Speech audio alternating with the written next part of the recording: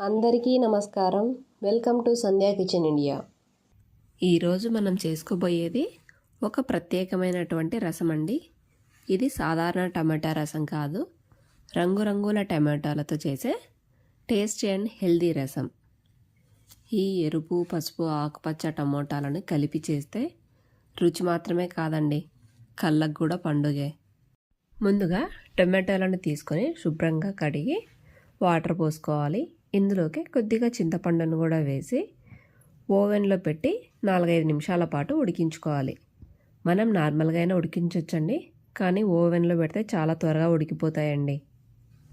కేవలం 4 మినిట్స్లోనే మనకు బాగా మెత్తగా ఉడికిపోతాయి. ఇలా ఉడికించుకున్న టమాటోలని పూర్తిగా చల్లారే వరకు పక్కన ఉంచండి. టమాటోలు పూర్తిగా చల్లారిన తర్వాత మిక్సీ జార్ తీసుకొని ఇందులో ఉన్న వాటర్ని అలాగే ఉంచేసి టమాటాలని మాత్రమే మిక్సీలో వేసుకొని మెత్తని ఫైన్ ప్యూరీలా గ్రైండ్ చేసుకోవాలి. ఇప్పుడు ఈ రసంకి తాలింపు వేసుకుందాం రండి. స్టవ్ పై గిన్నె పెట్టి 1 టేబుల్ స్పూన్ ఆయిల్ వేసుకోవాలి.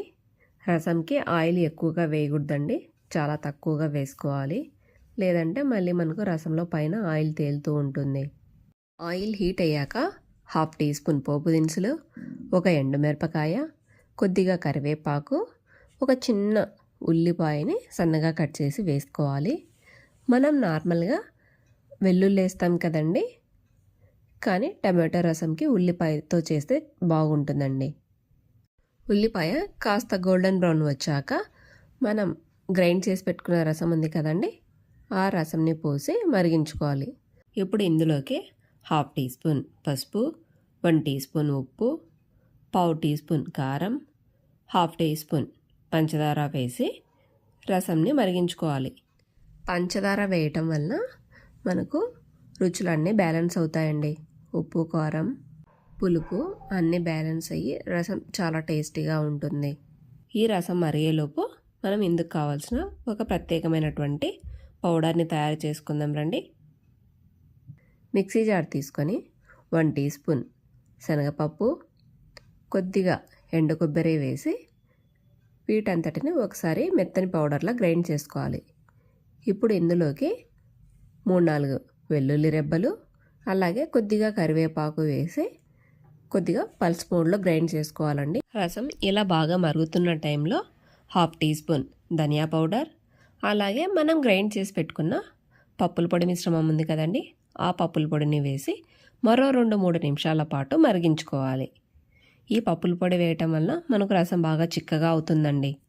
మనం కొద్దిగా టమోటాలు వేసినా కూడా మనకు రసం అనేది బాగా చిక్కగా వస్తుంది. మనకు టమాటోలు కాస్ట్లీగా ఉన్నాయనుకున్నప్పుడు, లేదా ఇంట్లో ఎక్కువ మంది బంధువులు ఉన్నారనుకున్నప్పుడు టమాటో రసం చేయాలి అంటే ఇలా పప్పుల పొడి వేసి చేయండి.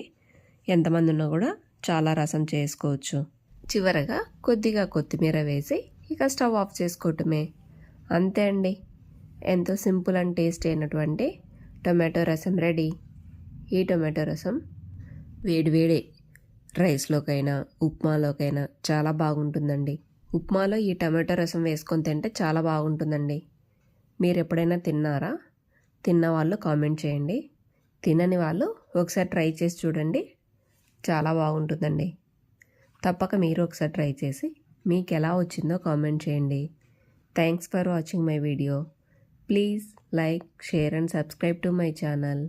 Thank you.